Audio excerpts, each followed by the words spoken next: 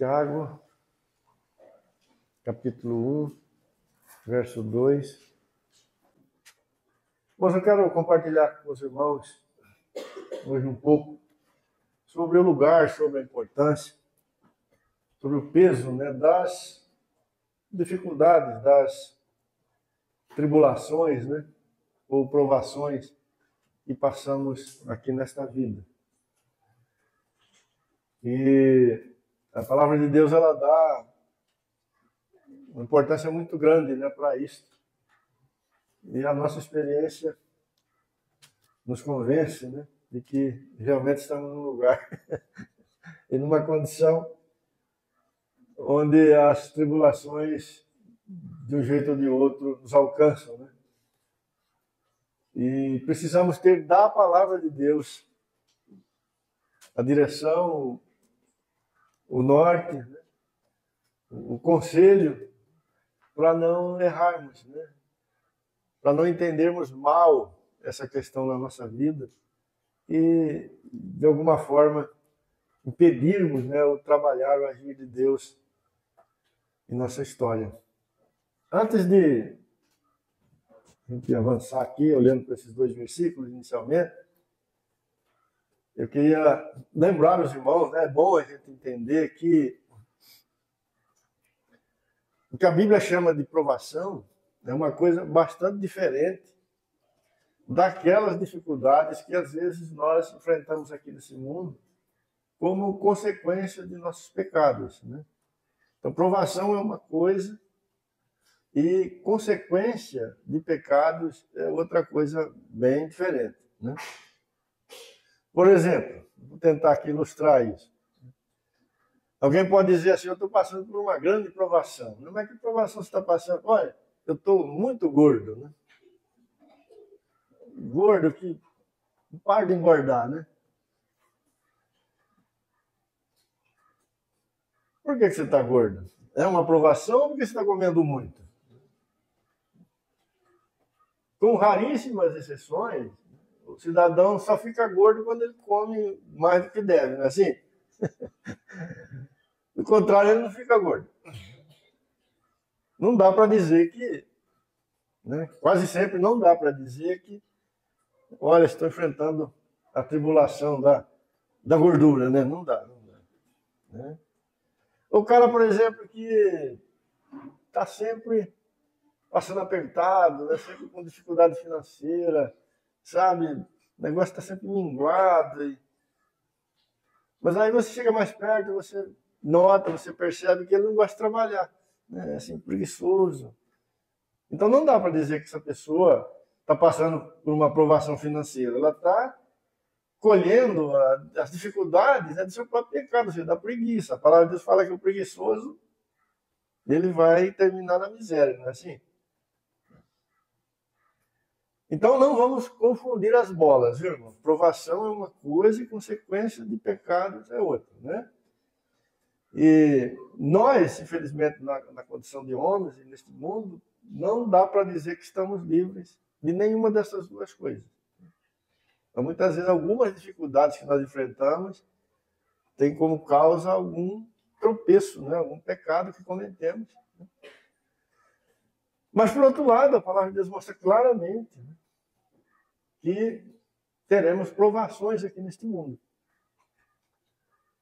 Teremos grandes dificuldades, aqui nesta terra.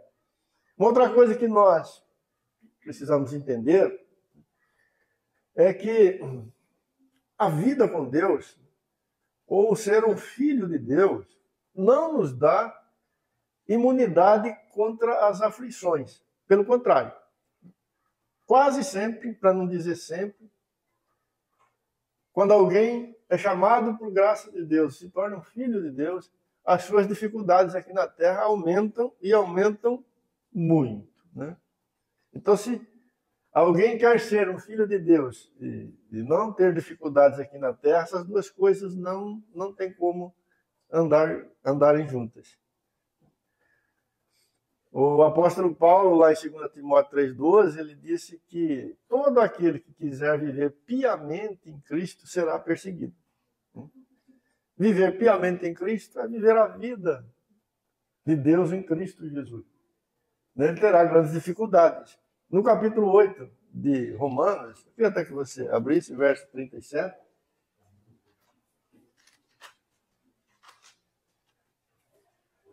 Depois de Paulo falar de muitas dificuldades que ele estava enfrentando, né? Por exemplo, no final do versículo 25, ele diz que estava passando por tribulação, por angústia, por perseguição, por fome, por nudez, perigo de espada, né? E etc. Aí ele diz, todas estas coisas, porém, em todas estas coisas, porém, somos mais que vencedores por meio daquele que nos amou. Então, Paulo, ele tinha na sua própria experiência o lidar, o passar, o ter que sofrer, né? Grandes provações, vários tipos de provações, né? Ele coloca aqui numa lista, né? Desde de fome, né? Até nudez, ou perigo de ser morto à espada e muitas outras coisas que em outros textos ele colocou, né? E essa tem sido a experiência dos filhos de Deus aqui neste mundo. Todos que são salvos aqui na terra passarão por grande dificuldade. Então, se você ouvir alguém dizer, olha, ser um cristão, ser um filho de Deus, é viver uma vida assim, sempre na descida. E isso não é verdade. Pode ignorar isso, porque isso não é verdade, né? A palavra de Deus nos ensina de forma muito clara que teremos dias e momentos de tribulação, né, de provação. Uma outra coisa importante, né? E aí eu queria que você olhasse comigo em Eclesiastes, capítulo 9.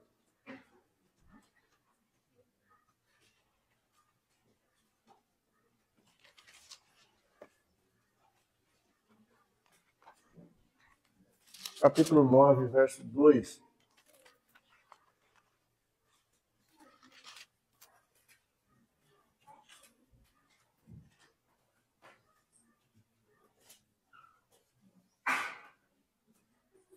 Eclesiastes 9, 2. Tudo sucede igualmente a todos.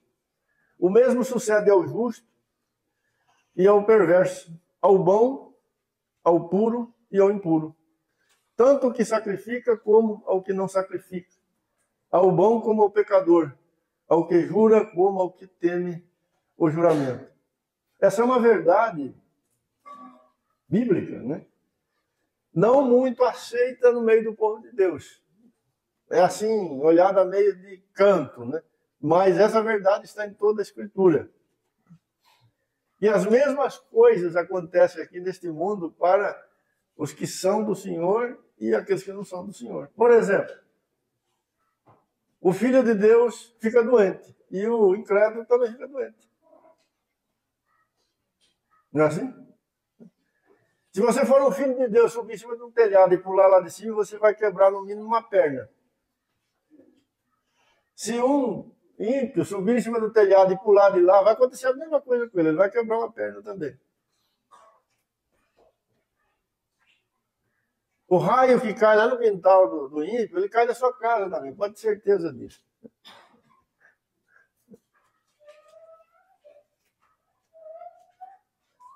A palavra de Deus, ela mostra, né, com clareza que todos os homens aqui neste mundo estão sujeitos, né, às muitas coisas que,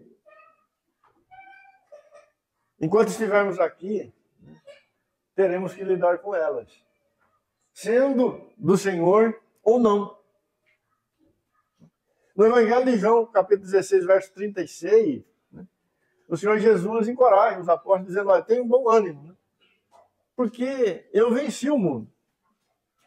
Mas no mesmo lugar ele diz, no mundo tereis aflições. Então passar por aflições, ter aflições no mundo é algo comum a todos os homens. Então aquele questionamento que normalmente, né, se faz quando não se compreende esta verdade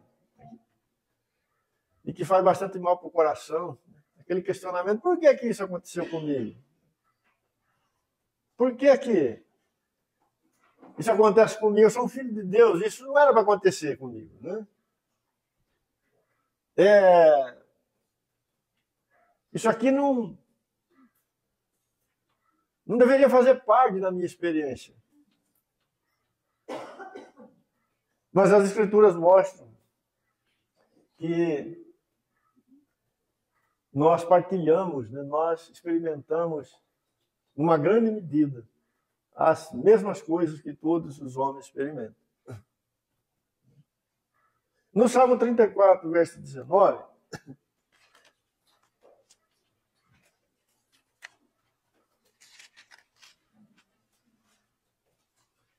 diz assim, ó, muitas são as aflições do justo. Muitas são. Não são poucas, são muitas. Muitas, muitas. Então, ser justo e falar assim, ó, eu só aceito uma afliçãozinha pequenininha, assim, pouquinha, não é verdade. São muitas, muitas. A parte final do versículo 19 é maravilhosa, né? Nós vamos ver isso mais para frente. Mas não pule a primeira parte. Mas o Senhor de todas o livra. O Senhor livra, mas são muitas as aflições do justo. Isso não tem como pular, não tem como não experimentar. São muitas as aflições do justo.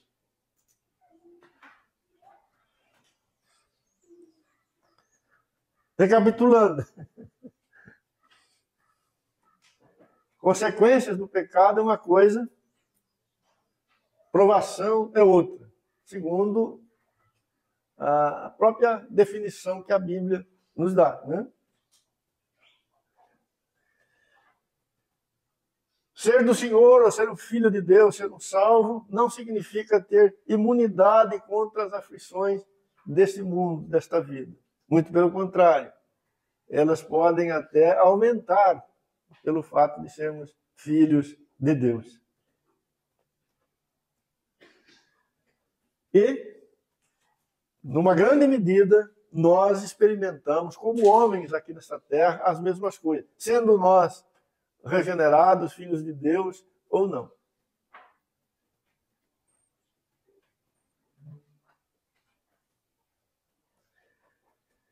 Em Eclesiastes, capítulo 7, vamos dar uma olhadinha nesse texto, Eclesiastes, capítulo 7.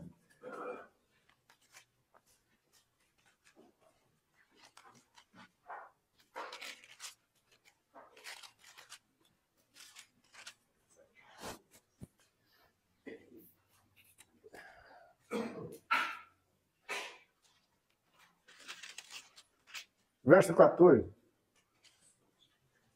No dia da prosperidade, goza do bem. Mas no dia da adversidade, considera em que Deus fez tanto este como aquele, para que o homem nada descubra do que há de vir depois dele. Veja o que a palavra de Deus está dizendo aqui. No dia da prosperidade, goza o bem. Então notamos, né, que nem todos os dias as coisas vão estar a nosso favor. Né? Viveremos dias de prosperidade, como o texto está dizendo. Mas, com certeza, também viveremos o dia da adversidade.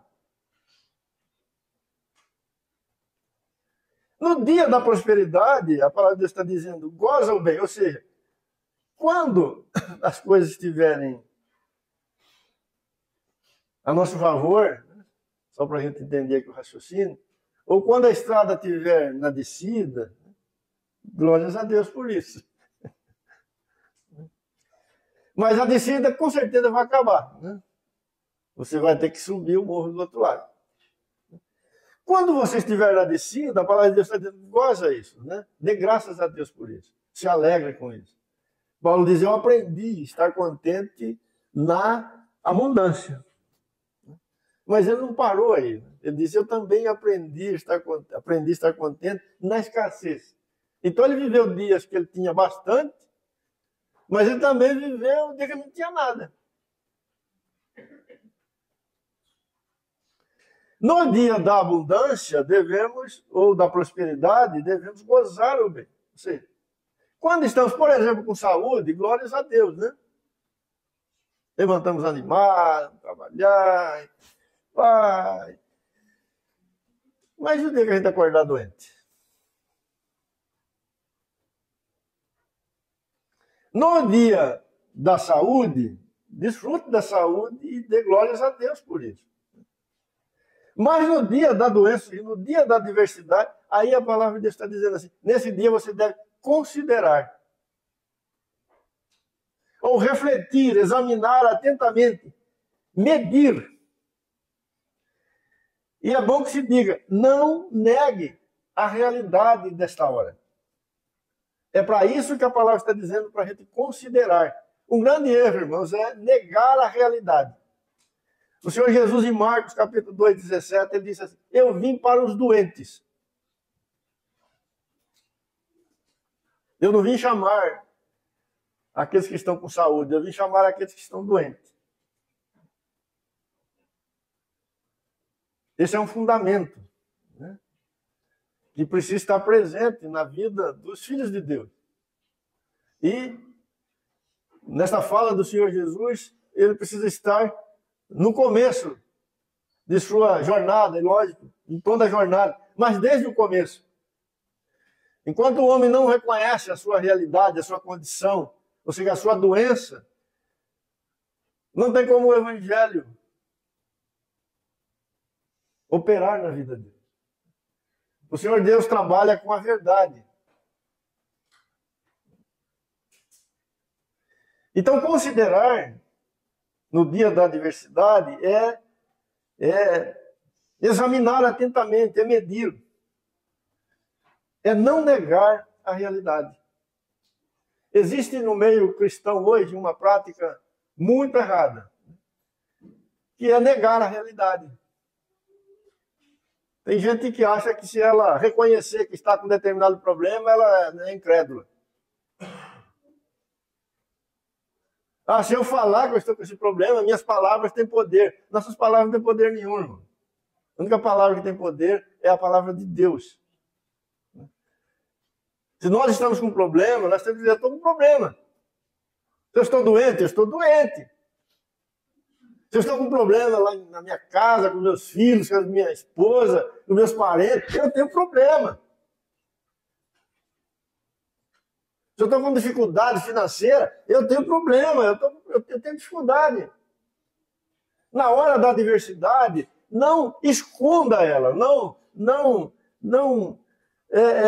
disfarce ela. Pelo contrário, o Senhor veio chamar doentes.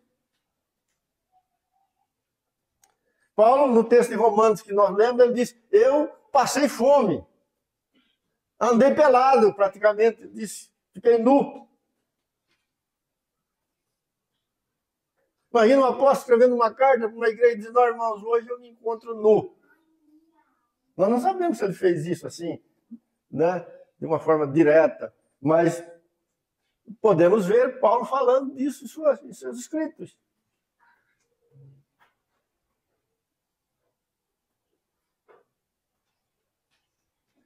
Há uma prática, né, em nosso meio que nega a realidade.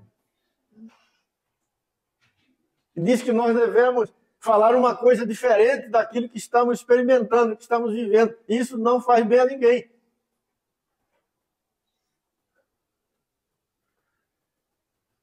Está triste? Não, estou triste, mas vamos falar que eu estou alegre. Mas tem coisa mais doida do que isso?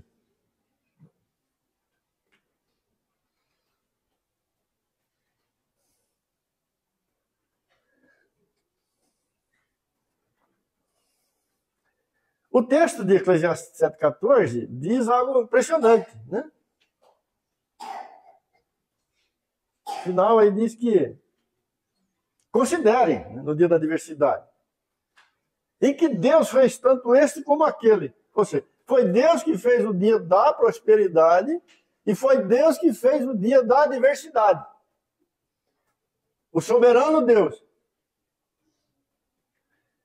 Então, se nós anunciamos com todas as forças da nossa vida o dia da prosperidade, olha, né? O Senhor está me abençoando, hoje eu fui abençoado, mas no dia da adversidade, aí nós não temos coragem de falar que foi Deus que fez ele também. Mas foi ele que fez. Ou de onde que saiu esse dia?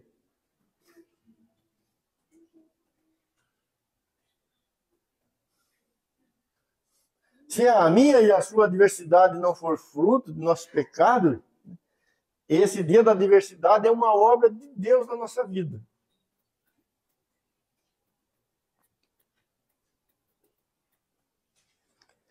E é aqui que nós devemos considerar, é aqui que nós devemos colocar o nosso coração. É isso que nós precisamos entender. Porque se a gente achar que é sempre o diabo, nós vamos errar feio.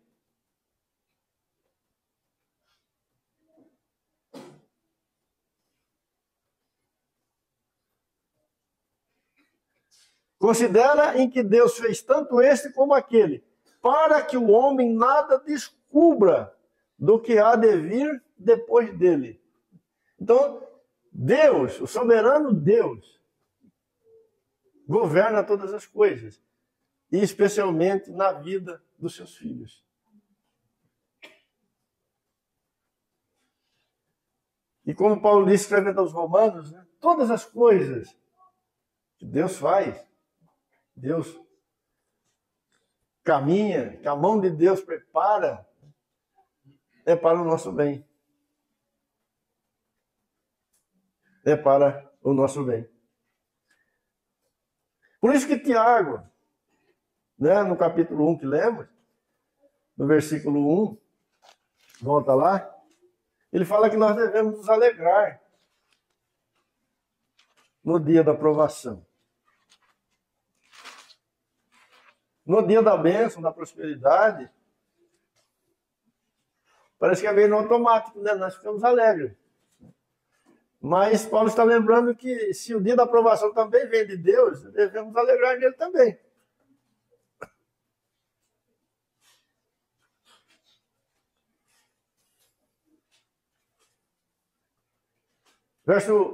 Capítulo 1, verso 12. Bem-aventurado o homem que suporta com perseverança a aprovação.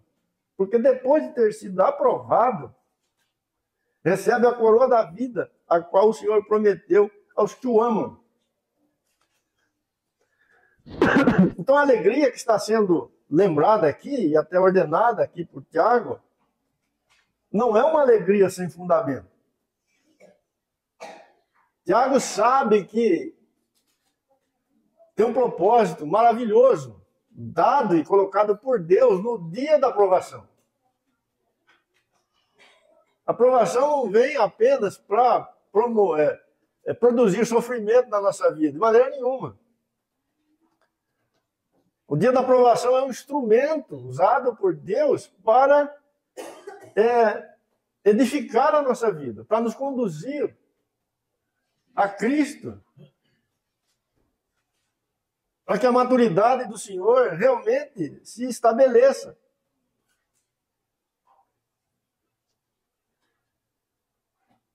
Bem-aventurado o homem que suporta com perseverança a aprovação, porque depois de ter sido aprovado, receberá a coroa da vida, a qual o Senhor prometeu aos que o amam. Veja que a aprovação, ela tem alguns alvos, né? Ela, quando bem sucedida, ela termina em coisas maravilhosas. Uma delas que Tiago destaca aqui, né, é que o aprovado receberá a coroa da vida. Isso não só fala da eternidade, né? Mas, sobretudo, de conhecer e de ter a experiência abundante com a vida eterna de Deus.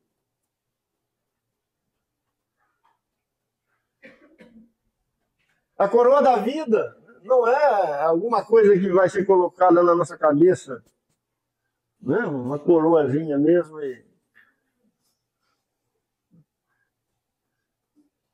A coroa da vida é o reconhecimento, é a constatação de que aquele que perseverou na provação conheceu ou avançou na vida eterna que foi dada em Cristo Jesus.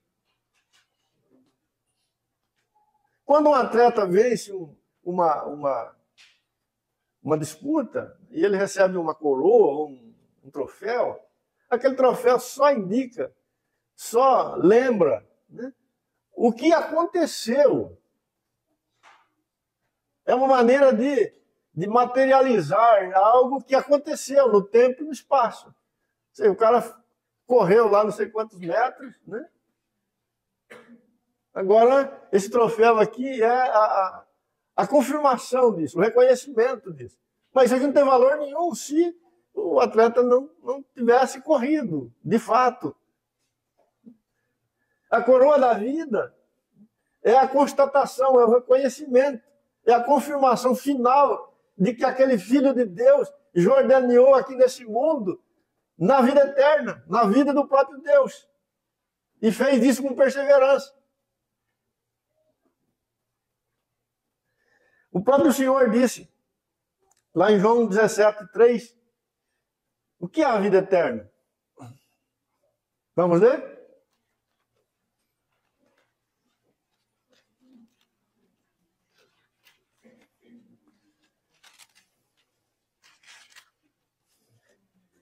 A vida eterna é esta, que te conheçam a ti, o único Deus verdadeiro, e a Jesus Cristo a quem enviaste. Então, o Senhor definiu a vida eterna desta forma. O que é a vida eterna? É conhecer a Deus em Cristo.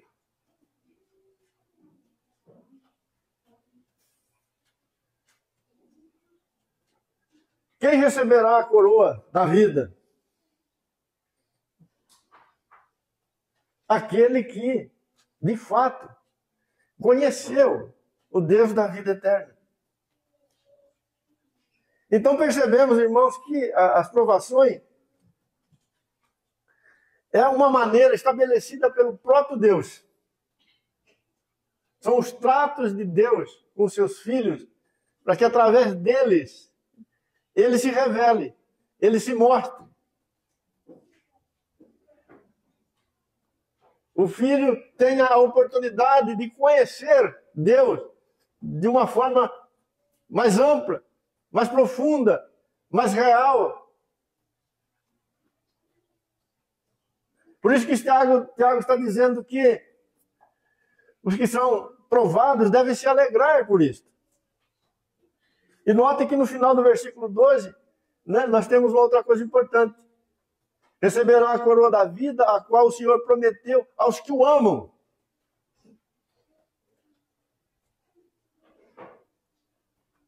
Então, esses tratos de Deus conosco, para se revelar a nós, ou seja, para nos conduzir na experiência da própria vida eterna,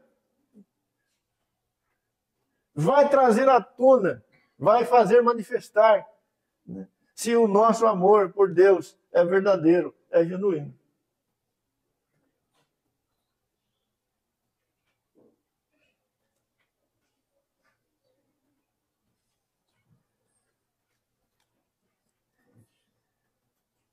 E isso é glorioso. Se você notar, o Senhor Jesus ele foi levado ao máximo aqui. Ele foi provado em tudo.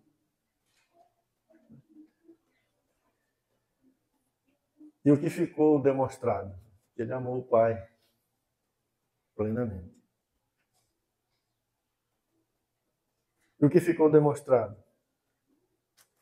Que a vida de Deus estava operando nele o tempo todo.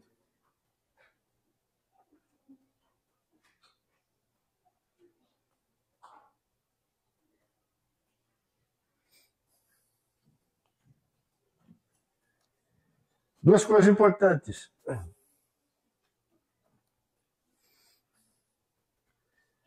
As provas, né? Primeira coisa, de duas. A primeira, as provações que nós passamos aqui, neste mundo, né, elas vão avaliar o nosso amor para com Deus. E não só o nosso amor para com Deus, mas elas também vão avaliar se o amor de Deus está em nossas vidas. Amor este que normalmente será demandado e exigido nos nossos relacionamentos com todos os homens. E de uma maneira especial com os nossos irmãos.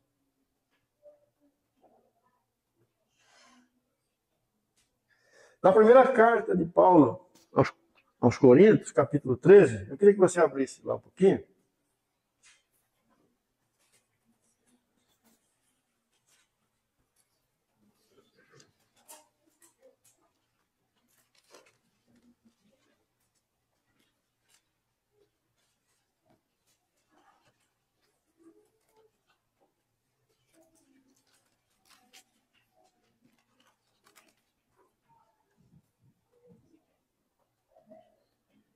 Verso 1, capítulo 13, 1 Coríntios. Ainda que eu fale a língua dos homens e dos anjos, se não tiver amor, serei como bronze que soa, e como símbolo que retine.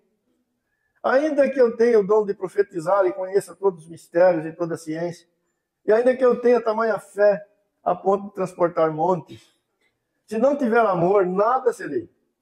E ainda que eu distribua todos os meus bens entre os pobres, e ainda que eu entregue o meu próprio corpo para ser queimado, se não tiver amor, nada disso me aproveitará. O amor é paciente, é benigno. O amor não arde em ciúme, não se ufana, não se ensoberbece. Não se conduz inconvenientemente, não procura seus interesses. Não se exaspera, não se ressente do mal. Não se alegra com a injustiça, mas regozija-se com a verdade. Tudo sofre, tudo crê, tudo espera, tudo suporta. O amor jamais acaba.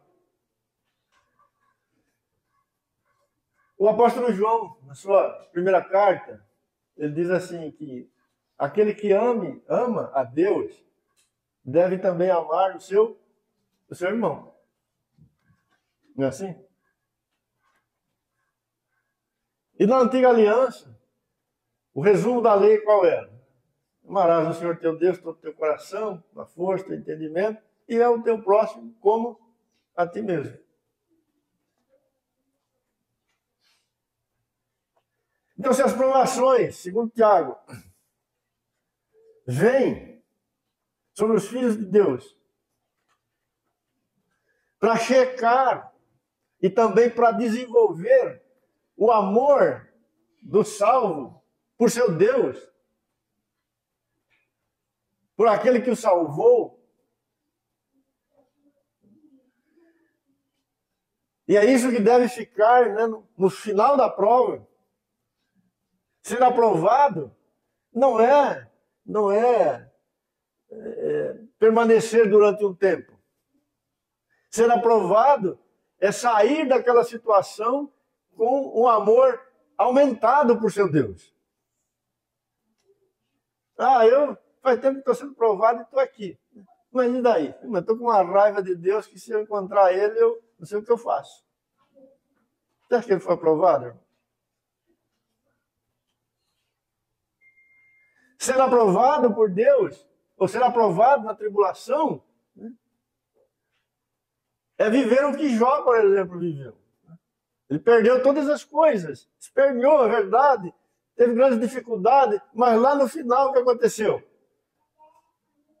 Jó disse, calei a minha boca e reconheci que eu falei como um louco. Me arrependo no pó e na cinza. Antes eu conhecia Deus só de ouvir falar, mas agora os meus olhos veem, Senhor.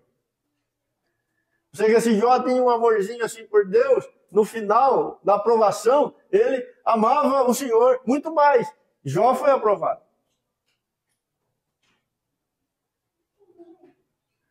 Só que Paulo está dizendo que esse amor que os filhos de Deus têm por Deus, ele tem uma face, e isso concorda com o que João disse, que é demonstrado em relação aos homens.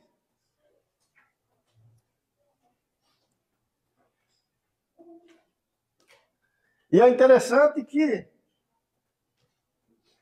é aqui nos tratos que nós temos com os homens que nós podemos conferir se realmente nós amamos a Deus.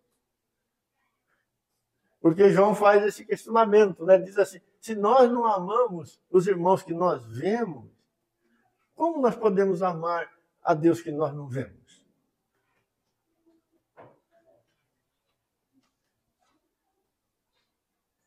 Então podemos até chegar no final da tribulação e dizer assim, Deus, eu te dou graça porque agora eu estou amando bastante o Senhor, né? Mas tem uma outra perguntinha que nós temos que fazer. Estamos saindo da aprovação amando mais os irmãos também, os homens também, porque é o mesmo amor. Não, os homens aí já não dá, né? Aí era assim e agora ficou assim, acabou. Né? E veja que para amar os homens, ou para crescer nesse amor de Deus, os desafios são imensos, irmão. E é aqui que o Senhor vai colocar nós. Não é em outro lugar.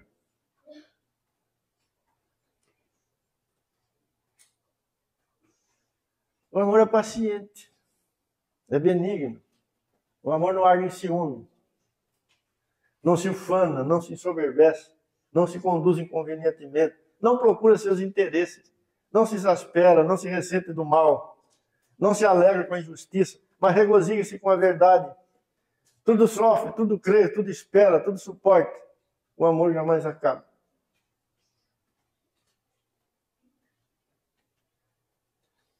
Podemos ter segurança, ter certeza que fomos aprovados numa tribulação, numa aprovação, se no final dela, isto aqui cresceu na nossa vida. Se nos tornamos pessoas mais pacientes, se nos tornamos pessoas mais benignas, menos ciumentas, menos soberbos, menos inconvenientes, procurando menos os seus interesses. Se somos menos iracundos, né, ou nervosos, já não ficamos ressentidos do mal e nem nos alegramos com a injustiça, mas ficamos mais alegres com a verdade. Se ganhamos músculos, né, para sofrer,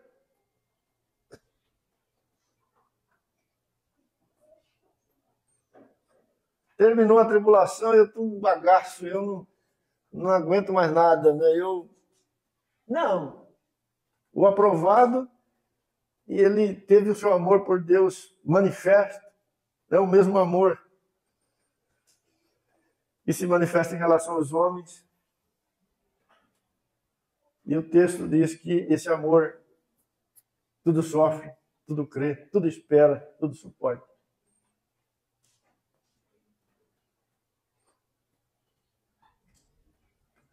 Às vezes, irmãos, nós achamos que vencer a tribulação é a tribulação acabar, né? Acabou. Que beleza, acabou. Né? Acabou. Como a gente termina um dia de trabalho, né? Vai lá e carimba o cartão, acabou. Agora acabou. Tranquilo. Foi aprovado.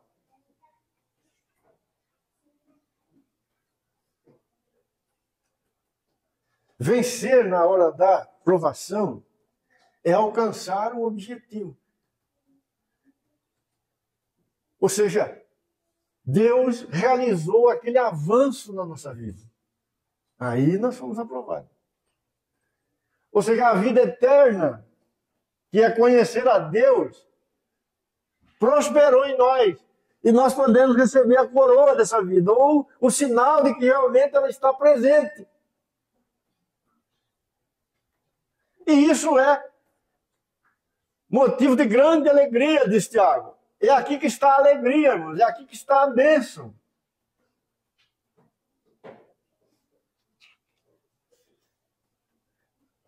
Faz 20 anos que eu estou cuidando, né?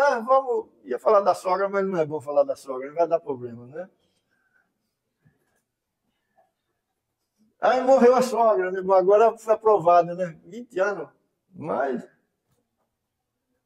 o fato da sogra morrer não significa que fomos aprovados?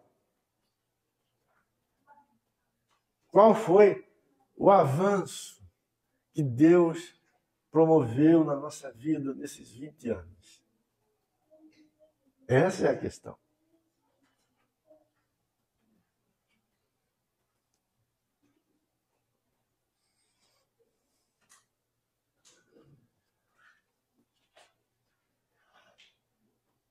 Ser aprovado na tribulação é desfrutar antecipadamente as glórias da eternidade.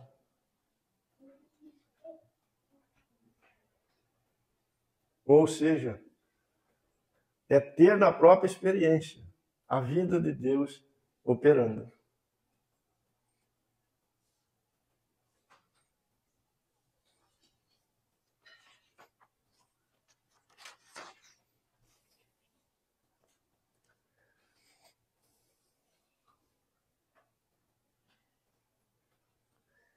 No capítulo 5 de Romanos, volta um pouquinho aí, você está em Coríntios.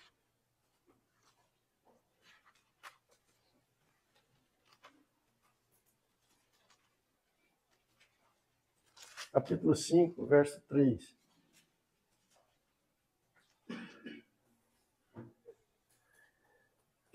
E não somente isto, mas também nos gloriamos nas próprias tribulações, sabendo que a tribulação produz perseverança. E a perseverança, experiência.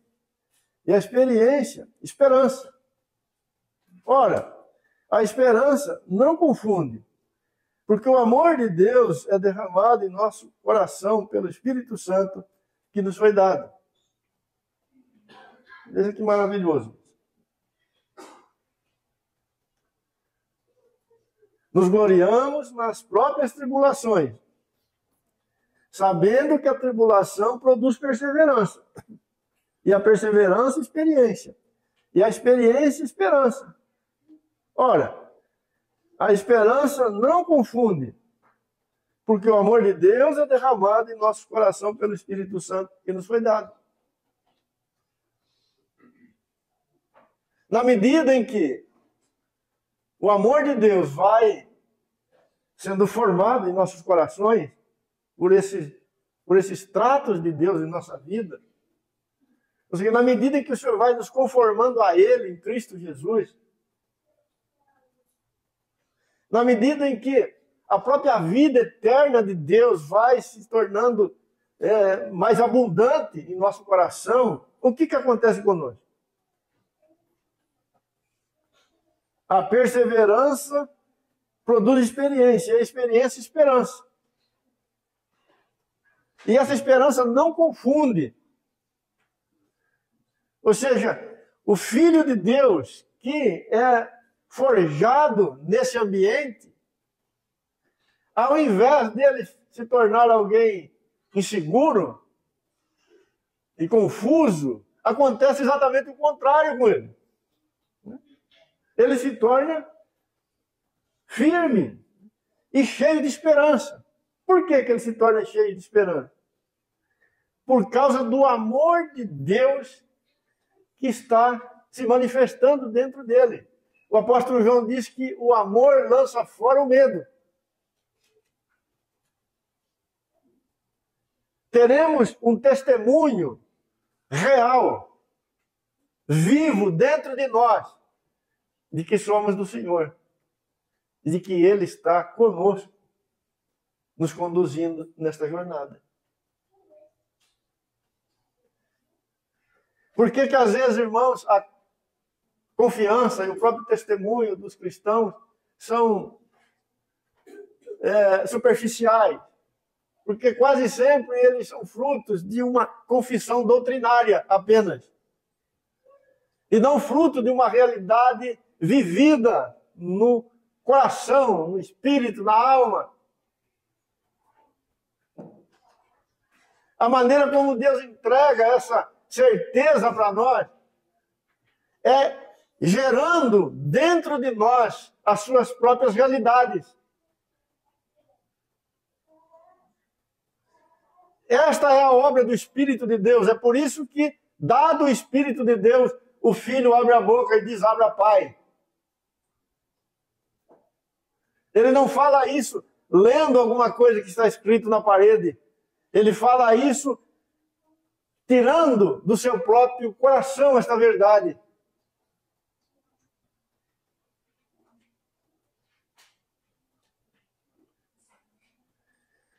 Por isso Tiago diz, se alegrem, se regozijem, porque uma vez aprovados na tribulação,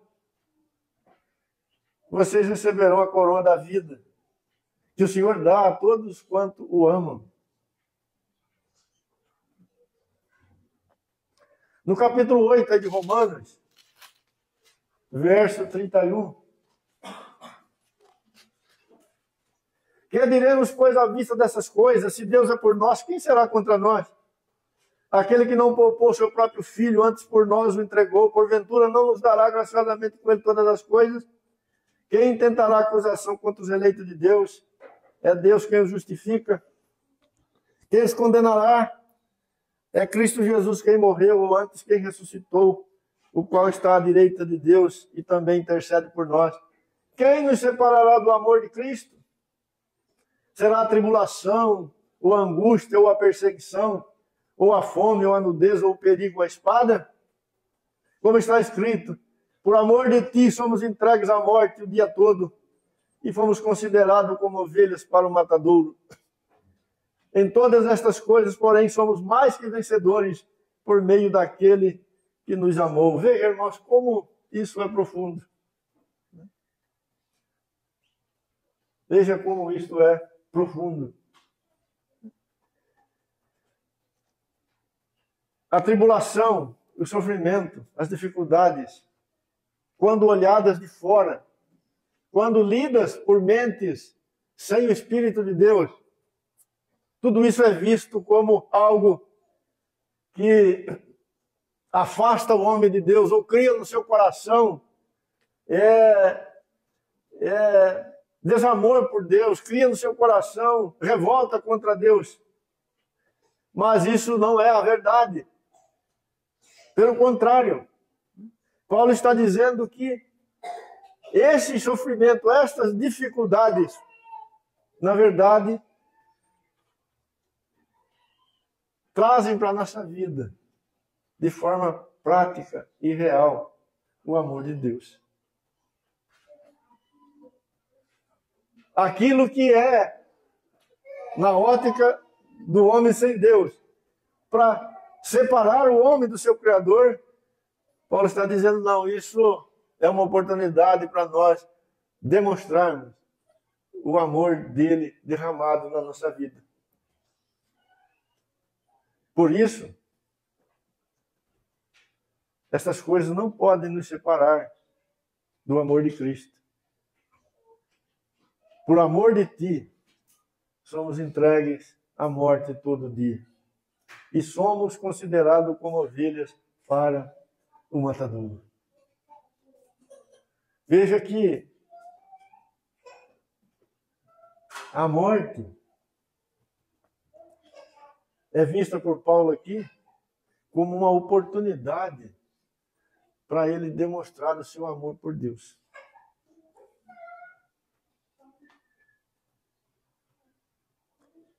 A adversidade é uma oportunidade para que o amor por Deus seja demonstrado, se manifeste, seja colocado como testemunho. Apareça, se mostre.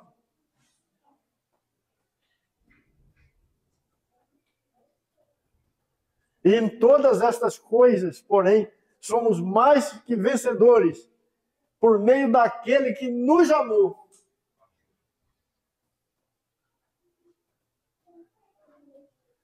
Como o Senhor nos amou? Ele nos amou na cruz. Pouquinho antes, Paulo disse que Deus prova o seu amor para conosco pelo fato de Cristo ter morrido por nós, sendo nós pecadores. Como que o amor de Deus se mostrou verdadeiro, genuíno, perfeito, morrendo por bons, por justos, por amigos de Deus, por santos, não, mas por pecadores.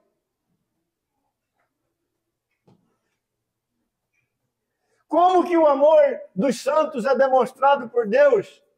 Quando eles são levados como ovelhas para o matadouro e não abrem as suas bocas. Quando este amor é demonstrado? Quando a tribulação cai sobre eles e eles continuam no mesmo lugar, dando glórias a Deus.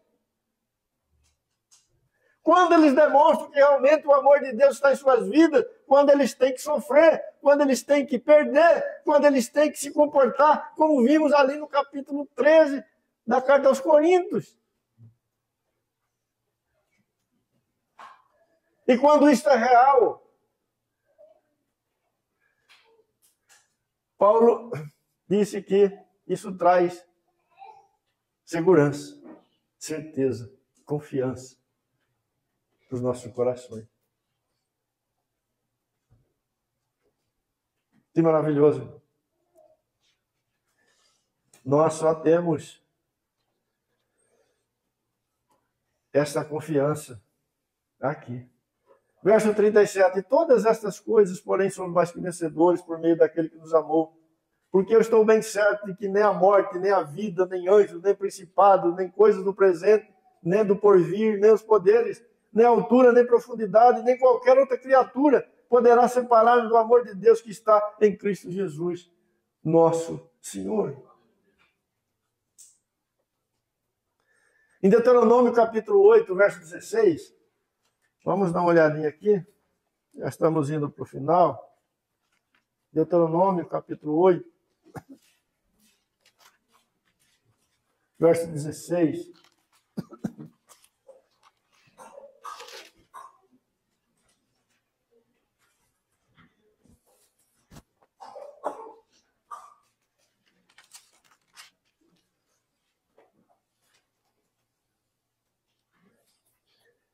Deus falando ao povo de Israel, lembrando o povo de Israel. Né? Deixa eu ler o 15 também, 15 e 16. Que diz, aliás, que te conduziu, Deus falando ao povo de Israel, eu te conduzi por aquele grande e terrível deserto de serpentes abrasadoras, de escorpiões e de secura, em que não havia água, e te fez sair água da pederneira. E no deserto te sustentou com maná que teus pais não conheciam, para te humilhar e para te provar, e afinal te fazer o bem. Então Deus está dizendo aos filhos de Israel, fui eu que levei vocês para aquele deserto seco, né? Onde havia grandes dificuldades, deserto que estava cheio de serpentes, escorpiões e de tantas outras dificuldades. Né? E eu te levei para lá para te humilhar e te provar, mas para depois, ou no final, te fazer o bem.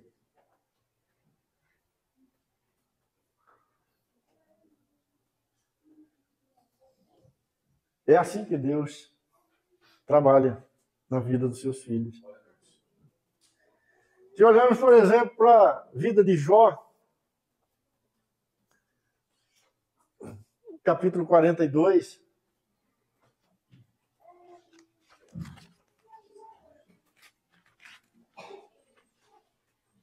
Jó é antes de Salmos, viu? Jó 42, 5. Os irmãos devem conhecer a história de Jó. Grande provação ele enfrentou. Perdeu todos os seus filhos, perdeu suas riquezas, ficou doente, humilhado, esquecido, desprezado. Mas no final o Senhor teve misericórdia dele e restaurou a sua vida. Mas veja o que aconteceu com Jó. O testemunho dele aqui, 42, verso 5. Eu te conhecia só de ouvir, mas agora os meus olhos te veem. A mesma coisa que Deus disse ao povo de Israel lá em Deuteronômio. Eu te levei para o deserto. cheio de serpentes, de escorpiões, de grandes dificuldades, mas para depois te fazer o bem. Aqui está um exemplo disso. Jó foi levado para um deserto terrível, né? Mas qual foi o fruto disso na vida de Jó? Eu te conhecia só de ouvir, mas agora os meus olhos te veem.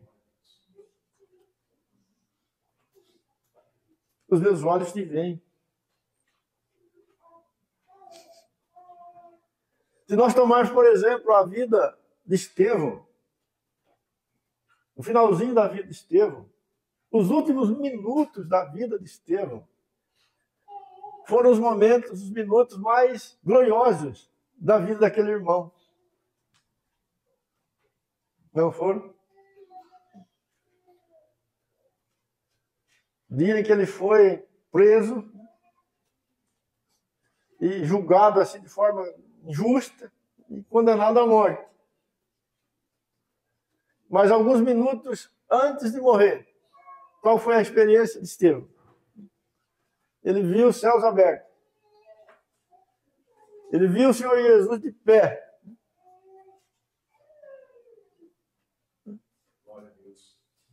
E ele rogou, né, ao Senhor para que ele imputasse sobre a vida daqueles que estavam jogando pedra nele, né, os seus pecados.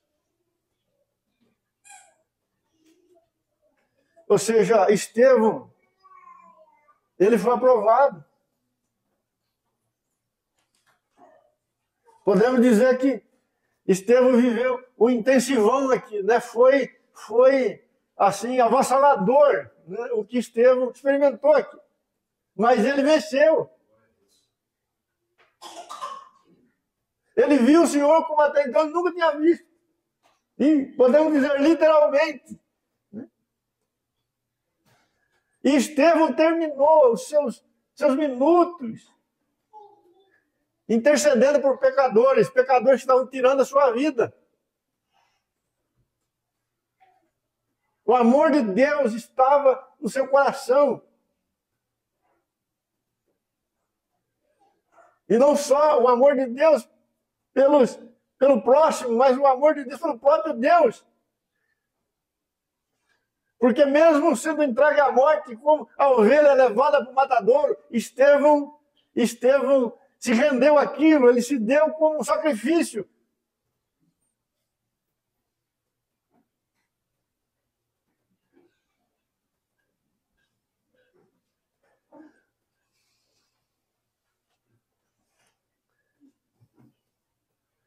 Para a gente fechar, irmãos, 3 coisinhas importantes na hora da provação.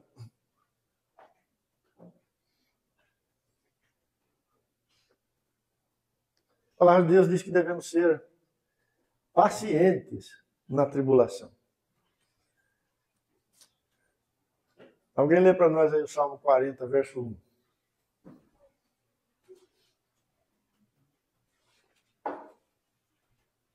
Esperei com paciência no Senhor, e ele se inclinou para mim e ouviu meu clamor.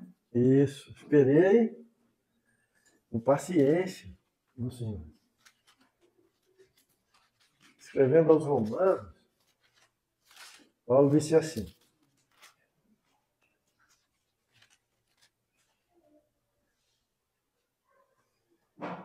regozijai-vos na esperança, sede paciente na tribulação e na oração perseverante.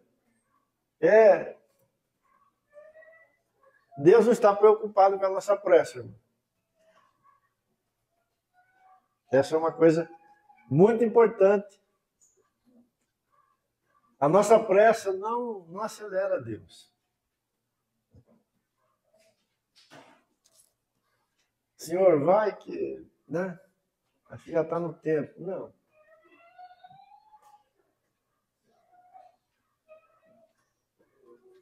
Essa deve ser a nossa atitude.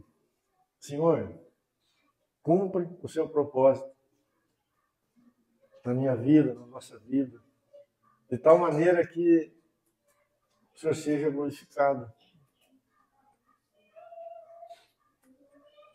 A pressa aqui não funciona. Nós vamos encontrar na palavra de Deus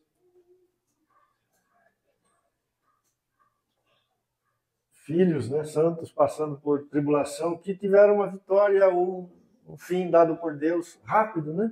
Mas temos outros que foi bastante demorado. Bastante demorado. Lembra de Abraão? Quando ele quis dar uma acelerada, não deu certo. Não deu certo.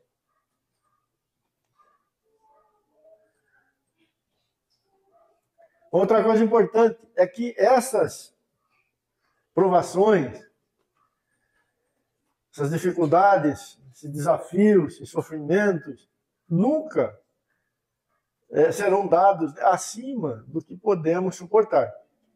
1 Coríntios, capítulo 10, verso 13, a palavra de Deus ensina isso. Não vos sobreveio tentação que não fosse humana, mas Deus é fiel e não permitirá que sejais tentado além das vossas forças. Pelo contrário, juntamente com a tentação vos proverá livramento, de sorte que a possais suportar. Lógico, irmãos, que a medida da força aqui não é a nossa, né? Mas sim aquela que o próprio Deus nos dá. Às vezes nós erramos, né? Falamos, Senhor, mas isso aqui é muito para mim. É muito até que o Senhor nos capacite para aquilo. Se Ele nos capacitar, não será muito. A questão é que não podemos cometer esse erro de achar, né, que vamos lidar com essa provação, com essa dificuldade, com base no nosso braço, na nossa força, na nossa medida. O Senhor está dizendo que Ele vai nos dar uma saída, ou seja, Ele vai nos capacitar para lidar com aquilo que Ele está colocando, preparando, permitindo na nossa jornada. E essa é uma experiência maravilhosa, irmãos, que os filhos de Deus têm. Às vezes, quando eles se veem na aprovação, eles falam aqui, agora chegou meu fim. Mas depois descobrem, né, que o Senhor os capacitou para aquilo. E serão capazes de lidar com coisas que sequer imaginavam antes. Porque o Senhor é fiel.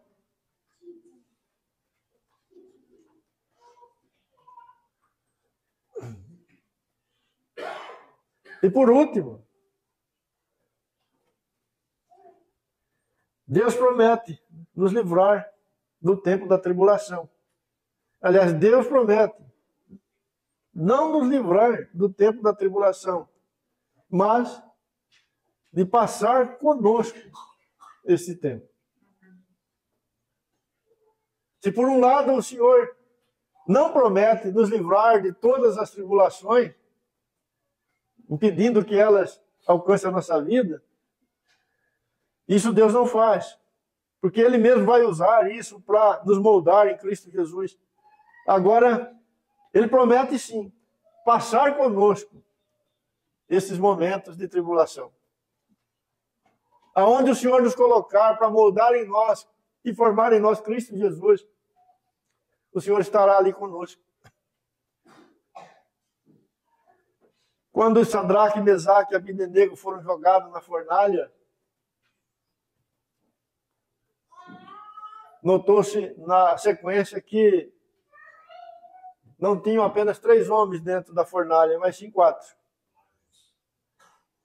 E o livro de Daniel, no capítulo 3, vai dizer que o aspecto daquele 4º homem, né, era como de um ser celestial. Nós sabemos que é o próprio Cristo, Filho de Deus, que estava ali. O Filho de Deus não podia impedir que os 3 fossem jogados na fornalha, certamente que ele podia, mas ele não impediu. Permitiu que eles fossem jogados no fogo, mas depois ele pulou dentro do fogo também. Esse é o nosso Deus. Senhor, me livra disso. Não, não vou te livrar, mas eu vou entrar com você aí. Aí eu te faço uma pergunta. Você quer ficar fora da fornalha, mas sem o quarto homem, ou dentro dela com o quarto? O que você escolhe? Se você fosse Sadraque e alguém te fizesse essa pergunta lá, o que você escolheria? Ficar aqui fora ou ser jogado lá dentro com o quarto homem? Apesar que eles não sabiam que o quarto homem ia entrar com eles, né? Mas nós sabemos. Nós sabemos. E eu quero encerrar lendo 2 Timóteo com os irmãos, capítulo 3.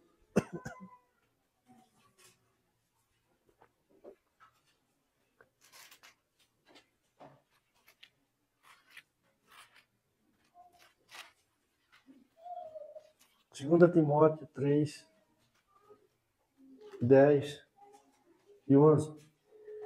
Tu, porém, tens seguido de perto o meu ensino, procedimento, propósito, fé, longanimidade, amor, perseverança, as minhas perseguições, os meus sofrimentos, quais me aconteceram em Antioquia, Icônio e Listra. Que variadas perseguições tenho suportado. De todas, entretanto, me livrou o Senhor. Interessante que Paulo fala que o Senhor livrou eles, né, dessas perseguições. E aí ele fala os lugares, né? Antioquia, Icônio, Listra. Paulo foi apedrejado. Tacaram tanta pedra nele que ele foi tido como morto e jogado fora da cidade. E aí ele fala que Deus livrou ele disso. Mas livrou. Ele não foi destruído lá, mas ele foi tido como morto e jogado fora da cidade. Mas ele disse, o Senhor me livrou. Às vezes, na nossa tribulação, nós vamos chegar nesse ponto, né? Acabou.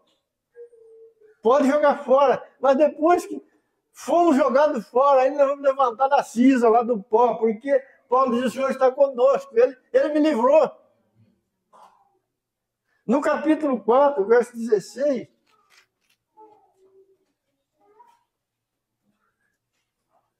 alguns dizem, né, que Paulo foi nesse dia que ele teve aquela visão, que foi levado até o terceiro céu e ouviu coisas inefáveis, né, que não são dignas de serem contadas ou faladas pelos homens. Capítulo 4, verso 16. Na minha primeira defesa, ninguém foi a meu favor, ante todos me abandonaram. Que isto não lhe seja posto em conta. Aqui está um homem abandonado, esquecido, sabe, preso, ia ser condenado, e quando ele olha do lado não tem ninguém. Cadê os irmãos? Cadê os companheiros? Mas o amor de Deus estava no seu coração, na sua vida. Ele era um homem aprovado na tribulação. Ele era um homem que amava a Deus e, consequentemente, amava os seus irmãos. Por isso ele está intercedendo. Não coloque isso na conta de ninguém. Mas, verso 17, o Senhor me assistiu e me revestiu de forças, para que, por meu intermédio, a pregação fosse plenamente cumprida e todos os gentios ouvissem, e fui libertado da boca do leão. O Senhor me livrará também de toda obra maligna e me levará salvo para o seu reino celestial. A ele glória pelos séculos dos séculos. Amém. E não foi isso que aconteceu, irmãos. Pouco tempo depois, ele foi decapitado.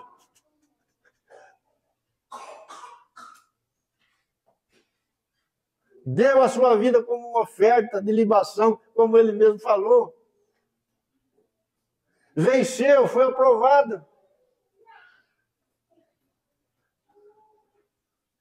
Como que o Senhor livrou Paulo? Como que o Senhor fez de Paulo um vencedor, tirando ele das lutas, das tribulações? Não, mas fazendo com que ele terminasse a sua jornada com um coração parecido, semelhante ao coração do Filho de Deus.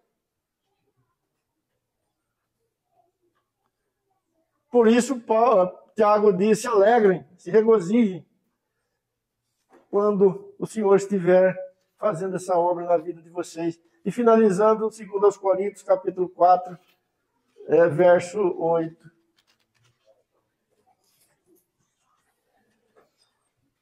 Em tudo somos atribulados, porém não angustiados. Perplexos, porém não desanimados. Perseguidos, porém não desamparados. Abatidos, não destruídos. Levando sempre no corpo o morrer de Jesus, para que também a sua vida se manifeste em nosso corpo. Porque nós que vivemos somos sempre entregues à morte por causa de Jesus, para que também a vida de Jesus se manifeste em nossa carne mortal. De modo que em nós opera a morte, mas em vós a vida. Aleluia. Este é um homem aprovado na tribulação. É assim que deve ser o final da vida de todos nós. E não só o final, mas o seu curso. Assim deve ser a nossa carreira. Veja que Paulo foi até o último dia da sua vida, trabalhado por Deus em todas estas coisas.